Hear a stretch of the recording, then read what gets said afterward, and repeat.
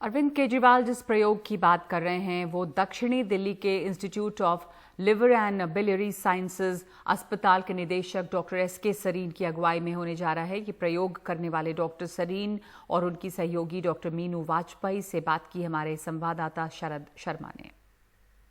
दिल्ली में अप्रूवल मिल गई है प्लाज्मा थेरेपी की, यानी कि प्लाज्मा थेरेपी के जरिए कोरोना के मरीजों का इलाज किया जा सकता है। और ये इलाज जो है वो ILBS अस्पताल जो है दिल्ली सरकार का यहाँ पर होगा। तो मेरे साथ डायरेक्टर हैं ILBS अस्पताल के डॉक्टर एस.के. सरीन। सर, आपका बहुत बहुत स्वागत है। सर, थोड़ा बताइए पहले कि ये अप्रूवल किस लेवल पे मिली है और कब तक जो है हम देख पाएंगे कि जो एक्सपेरिमेंट करना है तो कब तक शुरू हो पाएगा, थोड़ा बताइए इसके बारे में।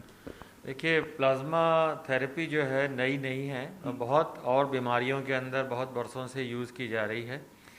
और कोरोना के लिए चूँकि और कोई दवाई इस समय उपलब्ध नहीं है जिसको हम कह सकते हैं हाँ भाई ये बहुत अच्छी है, तो इसलिए लोगों ने ये एक पद्धति चाइना में, अमेरिका में और कई कंट्रीज़ में ट्राई करी कि जो आदमी कोरोना से एक बार पीड़ित है और वो ठीक हो गया है, ठीक होने के बाद में अगर उसके अंदर वायरस 2 बार टेस्ट करें और नेगेटिव आ जाए तो उसकी जो ब्लड के अंदर एंटीबॉडी, मतलब जो क्षमता है वायरस को मारने की, जो इम्यूनोग्लोबुलिन्स बॉडी जो बनाती है, उसको अगर हम यूज़ करें तो वो वायरस जिस व्यक्ति के अंदर आया है उसके अंदर जाके मिल जाएगा और ये एंटीबॉडी जो है उसको न्यूट्रलाइज कर लेगी। तो ये एक थ्योरी और एक हाइपोथेसिस के बेसिस पे ILBS ने मौलाना आज़ाद मेडिकल कॉलेज, जो कि प्रिंसिपल जहाँ पे मरीज़ होंगे, ILBS में मरीज़ नहीं हैं, मरीज़ होंगे मौलाना आज़ाद में, और ये एक रिसर्च प्रोटोकॉल के माध्यम से हम लोगों ने ड्रग कंट्रोलर जनरल को अप्लाई किया था। हमारी एथिक्स कमेटी जो इंस्टीट्यूट की उसने भी इसको सपोर्ट किया, अप्रूव किया, और हमने फिर इसको ड्रग कंट्रोलर जनरल के थ्रू इसको अप्रूवल लिया। तो उसके अंदर 10 मरीज जो हैं उनको ये हम लोग पहले ट्राई करेंगे। हो सकता है अच्छे भी हो जाए, हो सकता है ना भी हो, क्योंकि एक नई थेरेपी है। पर उम्मीद एक्सपीरियंस के बेसिस पर ये कन्वेलिसेंट प्लाज्मा जो रिकवर हो गए हैं उसमें इतनी एंटीबॉडी होती हैं, इतनी स्ट्रेंथ होती है कि वायरस को न्यूट्रलाइज कर ले। हाँ, ये एक शुरू की तरीके है और मैं चाहूँगा कि जैसे दिल्ली में 1500 मरीज़ हैं, अगर 300 ठीक हो गए, 400 हो गए, वो लोग निकलें और यंग आदमी जो डोनर्स होंगे वो होंगे जो उनकी हेल्दी होंगे। मतलब अगर उसके अंदर डायबिटीज़ है, ओबेसिटी है, शराब पी रहा है, कोई कैंसर है, कोई ऐसा, उनको नहीं लेंगे। जो हेल्दी डोनर्स हैं, जो कि स्वस्थ हैं, 60 साल की उम्र के कम हैं और 18 से ऊपर हैं, उनका हम लोग ब्लड लेंगे।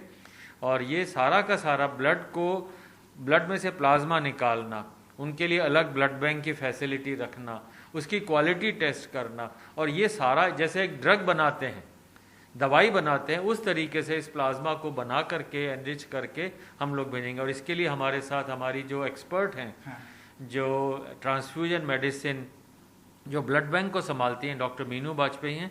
मैं चाहूँगा कि आप मीनू से और पूछें कि ये क्या प्रोसेस होगा। थोड़ा बताइए कि आप ही मौलाना आज़ाद में जाकर इस पूरे ऑपरेशन का कंडक्ट करेंगे, एक्सपेरिमेंट करेंगे? मैं ILBS में ये कलेक्ट करके टेस्ट कराऊंगी।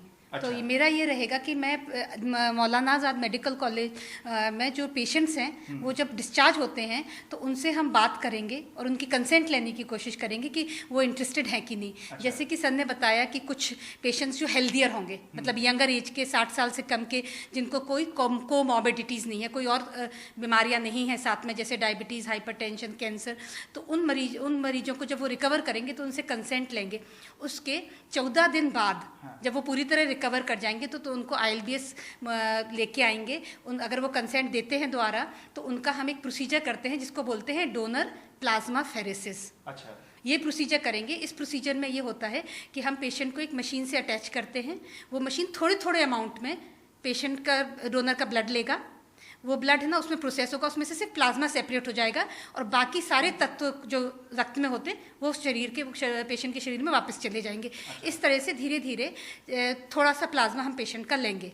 कितना लेंगे ये डिपेंड करता है कि पेशेंट का अपना ब्लड वॉल्यूम क्या है, वजन क्या है, उस पर डिपेंड करता। सेफ अमाउंट लेते हैं और इसमें कोई रेड सेल का लॉस नहीं होता। तो थोड़ा सा आम लोगों के लिए समझा दीजिए कि ये टेक्निक क्या है, कि कैसे किसी जो व्यक्ति बीमार हुआ उसके ब्लड में से क्या निकाल कर किसी दूसरे के ब्लड में डाला जाएगा जिससे कि वो ठीक हो जाए। क्या होता है कि जब हमें कोई भी बीमारी होती है ना, तो हमारी जो शरीर की प्रतिरोधक शक्ति होती है, किसी भी बीमारी से लड़ने की, वो एंटीबॉडीज़ के थ्रू होती है। उस बीमारी के अंदर ब्लड में एंटीबॉडीज़ बनती हैं। तो बताएं, दो पार्ट्स होते हैं, एक होता है इलाज, एक होता नेचर। जो नेचर है वो एंटीबॉडीज़ प्रोड्यूस करता है, या ना हमारा शरीर, और दवाइयाँ हमें हेल्प करती हैं फाइट करने में। लेकिन बेसिकली बॉडी की अपनी इम्यूनिटी बहुत इंपॉर्टेंट होती है किसी भी बीमारी से लड़ने के लिए। तो ये एंटीबॉडी शरीर बनाता है।